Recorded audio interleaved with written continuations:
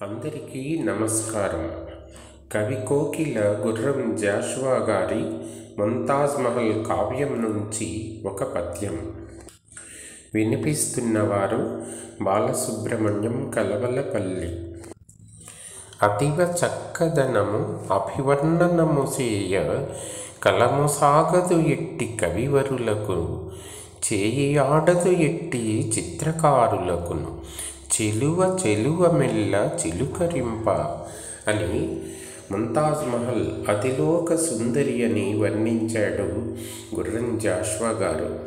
అలాంటి ఆ రాణి తనకు దూరమైపోతే ఆ షాజహాన్ ఎంతగా బాధపడుతున్నాడో గుర్రం జాషువా గారు ఒక సీసపద్యంలో ఇలా వర్ణించారు.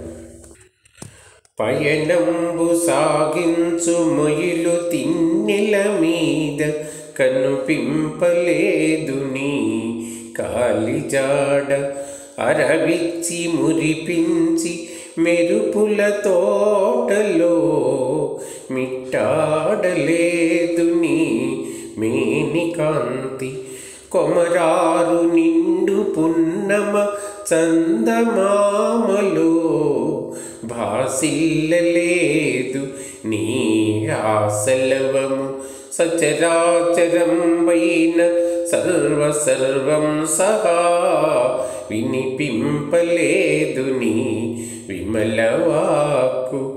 ఏ రహస్య సరణి ఏ హరిత్తుల జాడ నీ నిలింపరథము నిర్గమించి, నాదు నేత్రయుగళి నాట్యమాడెడు నిన్ను ఎట్లు దొంగిలించే ఈశ్వరుండు. నాదు నేత్రయుగళి నాట్యమాడెడు నిన్ను ఎట్లు దొంగిలించే ఈశ్వరుండు.